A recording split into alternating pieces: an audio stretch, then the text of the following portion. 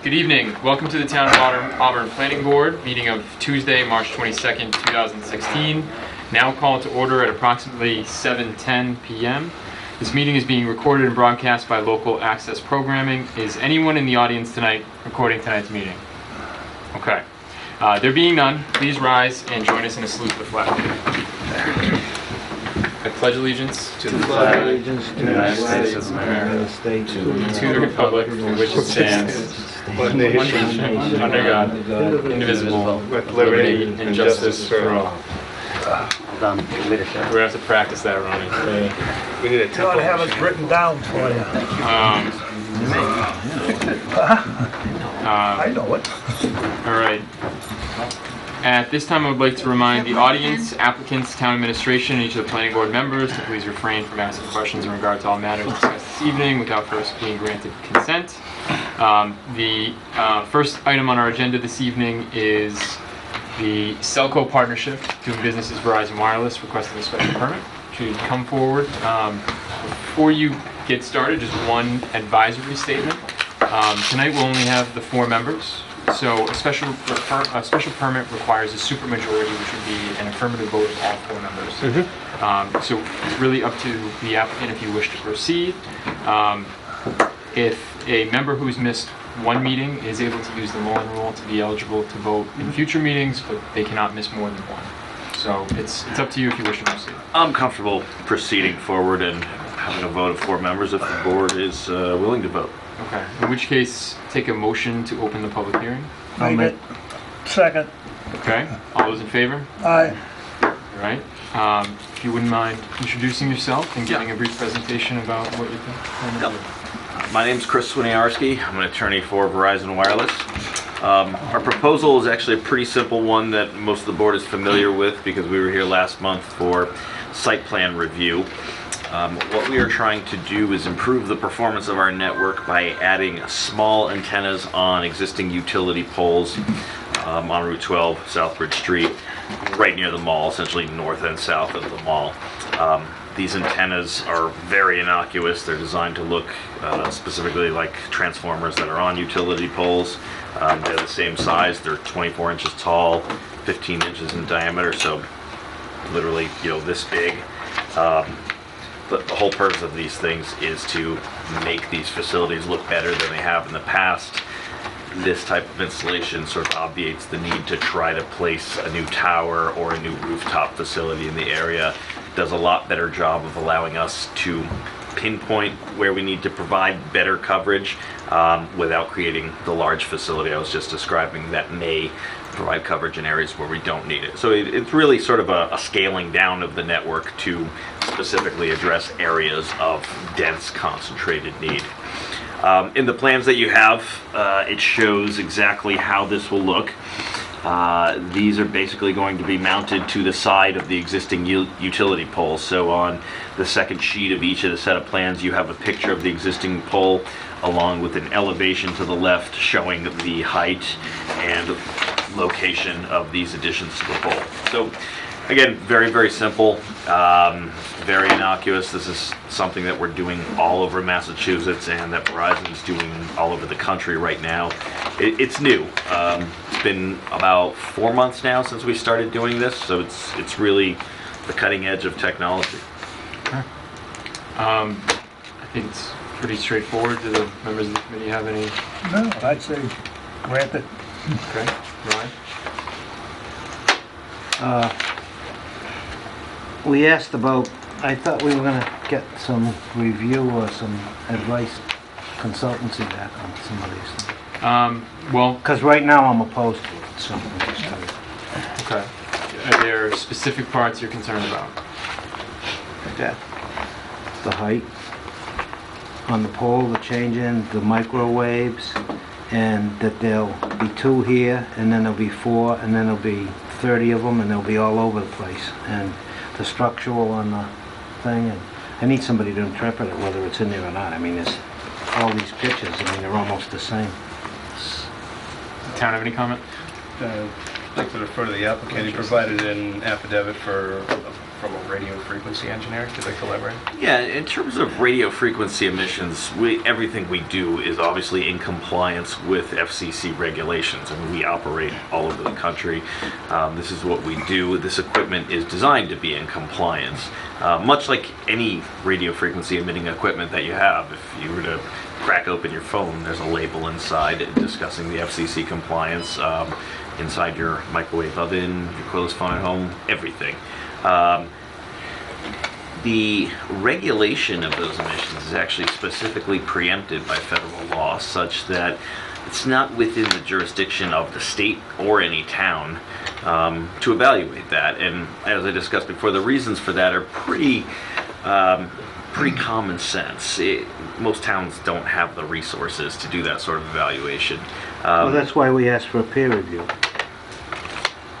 Well, I mean, that's fine. You know, I can't select your peer, of but I what? would have no problem with Of it. I what think- specifically? Well, What and- are we trying to review? Right, I guess my You question, wanna- Ronnie, would be, I don't know if it'd be within our jurisdiction to require peer review to evaluate something that's not under our jurisdiction. I don't know if I'm saying that appropriately, but to request that the applicant spend money to evaluate something that's regulated by the FCC and not this board, I don't know if that's...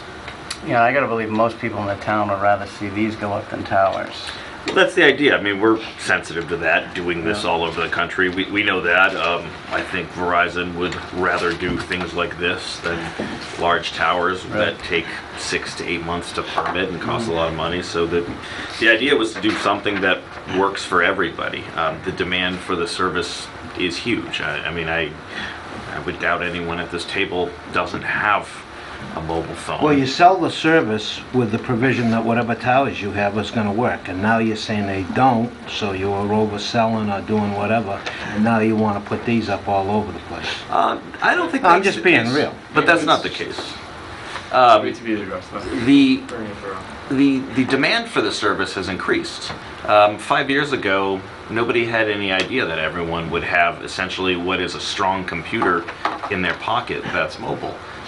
This isn't about phones anymore. This is about the computer that you have in your pocket. That's a computer.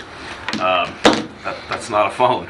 And the network can't handle the demand that is placed on it. The networks were designed for mobile phones, and they work very well for that to this day. But the consumption and demand of data is really what's driving this. So I wouldn't say that anyone came across and said, we have X towers and that's all we need to provide our service.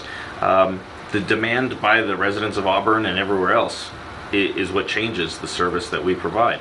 And that will continue to change well into the future, like the demand for everything else. What are some of the standards that we have? And our Site plan was waived by the zoning board. by this board. Yeah, there was no site. It was just that big, bottom of the pole.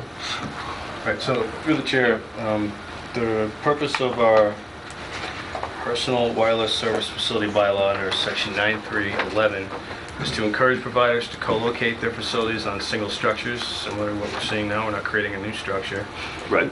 Protect residential areas from potential adverse impacts of such. These are both proposed within the local business district.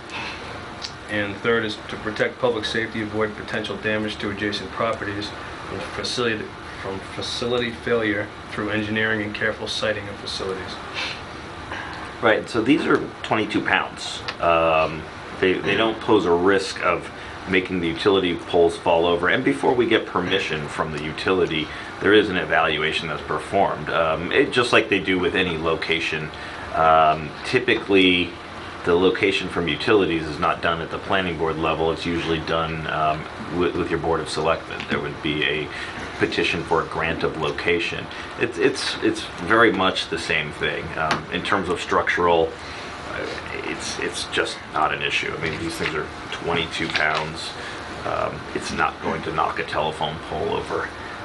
It really has no impact on the pole at all. And if it did, the utility wouldn't let us use it.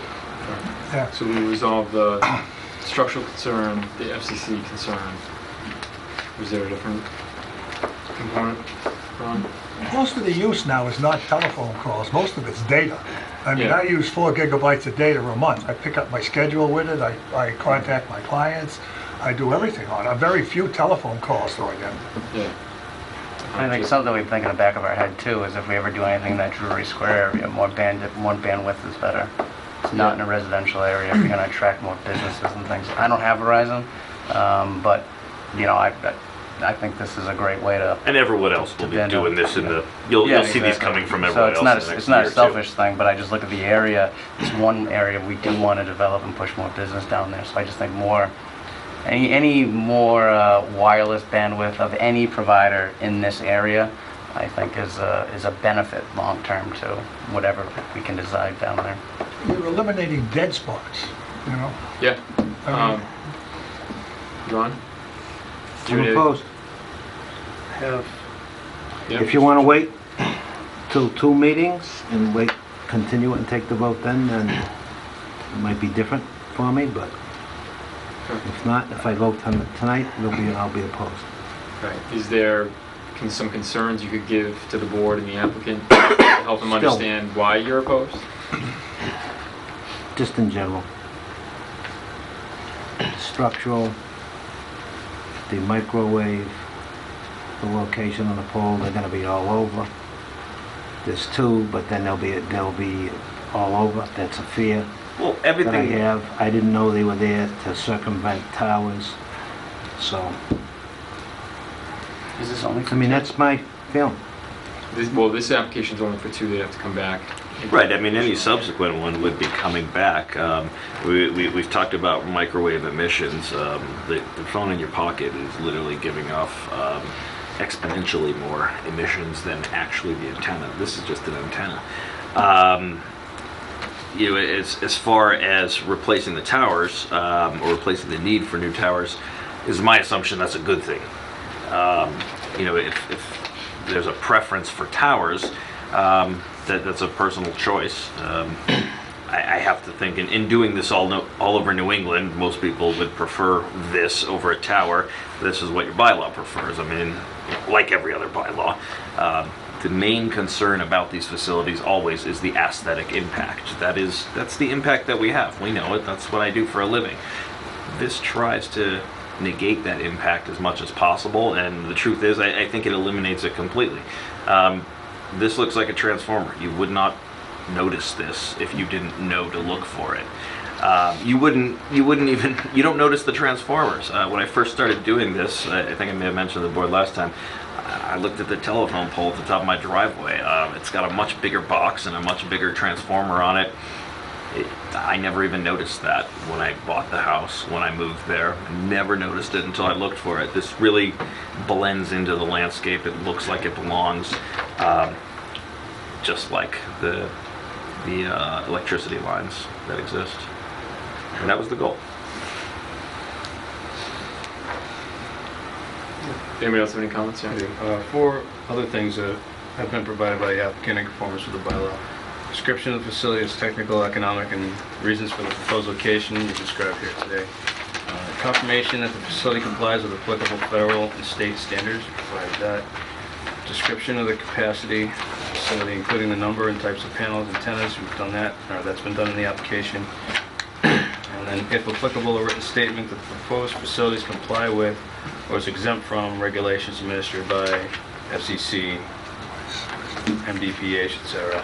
I just want to reference, If I can interrupt real quickly, I think it's in response to what you'd asked at the last meeting about the FCC component. sorry. Okay. In addition to that, the applicant also provided a letter from National Grid that proves their awareness of this, and that it's not really a letter of non-opposition, but confirms their ownership of the ownership of the place.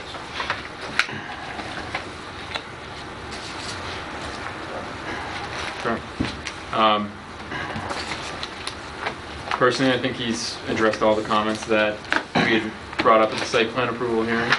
I'd much rather approve these than the towers all over town. I think I would agree too. If Ron's gonna vote, continue with his vote of denial, I might suggest you kind of have two courses of action. One, you could move to a continuance and try to come back to another meeting when you have additional members. Yeah, Or but- second, we could push it to a vote tonight, but again, remind you of kind of the disclaimer at the beginning.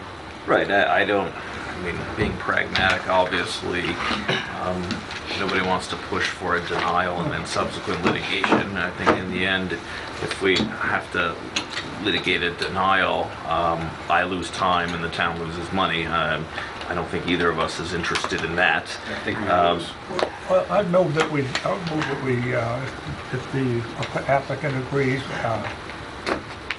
move it to another date. They can Continue it for 2 weeks. continue it. Okay. The next meeting would be The 28th? Isn't it the 12th? What do we got? I got the 12th or the 26th. So I think it's the next meeting would be April 12th. You'll determine a time there. 7 o'clock. So is that a motion to Yeah. continue? Second, anyone? Second. All those in favor? Aye. Aye. Aye. Okay, thanks. How many members does the board have? 6. Aye. We have 5 with an Plus alternate. an alternate. Okay. We get you a continuance form, right, for your signature. Oh, for the deadline? It's just confirming consent to continue today. Yeah, you Okay. have to sign it. We're still within the deadline, but I have no problem signing it. With a massive fee, of course.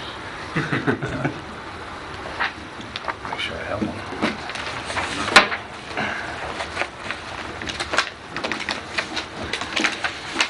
Here it is.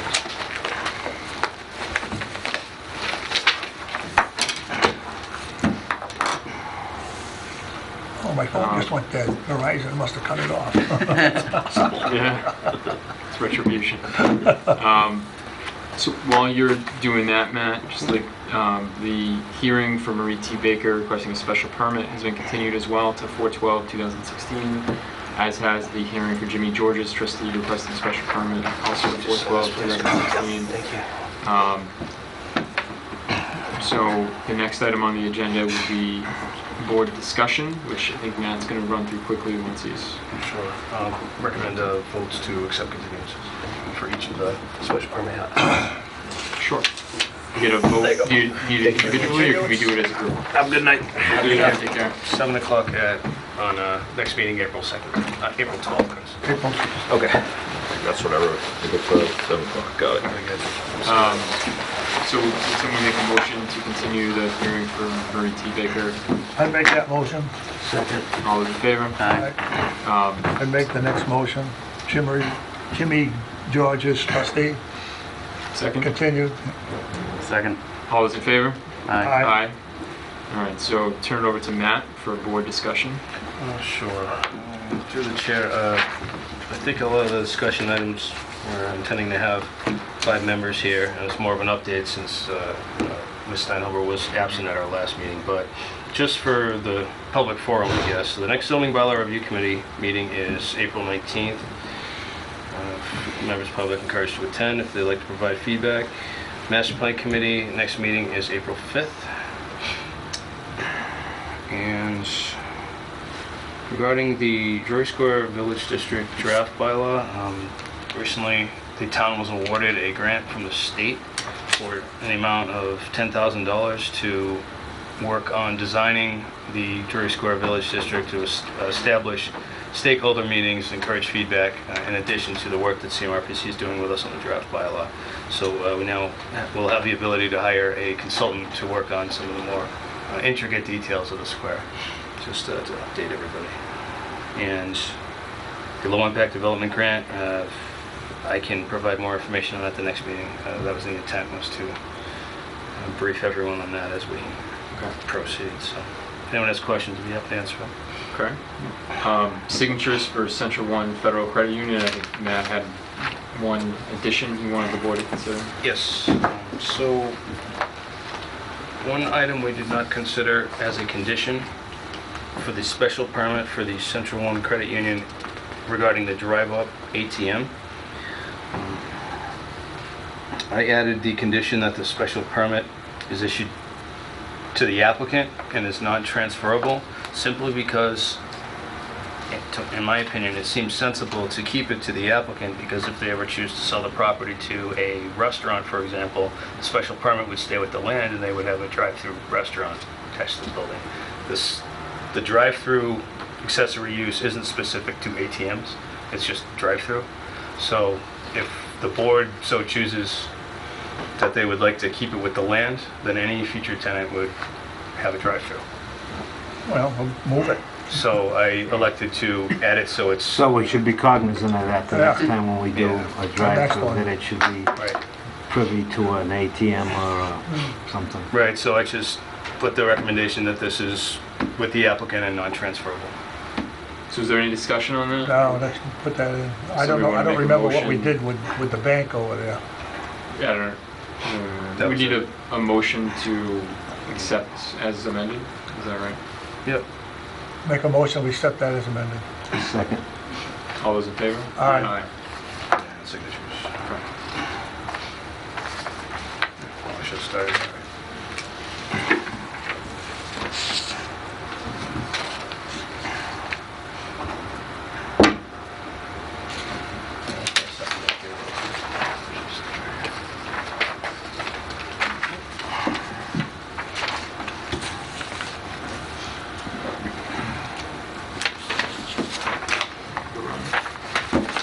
Drive through for one of these. Exactly. Good catch.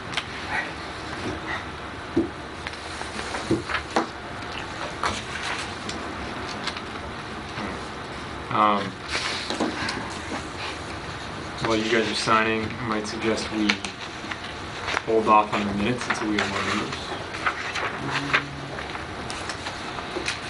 The March 8th minutes are not ready. June, February 23rd minutes, Jason was not here for. And February 9th, Ms. Steinberg was here for that one. We tabled it at that time, she was absent, so we can table them all if the board chooses. Everybody agree with that? Yep. The next meeting will be April 12th, 2016. There's some correspondence in your packets regarding the Telegram article on the Grafton R&D. Do you want to talk about these at all? Or you just want to, and they just want to notice? If the board has comments or questions, we'd be happy to answer them, but I think it was hoping we'd have a more full board for these discussions. All right, so we table those until we have fuller board to discuss. Jimmy should be back on the 6th of April. Okay. So you'd be back for next meeting too? That'd be great. So, suggest a motion to adjourn. I'd make a motion, we adjourn. Would anybody like to discuss that? No? You opposed to that? Yeah, I do. All those in favor? Aye. Aye.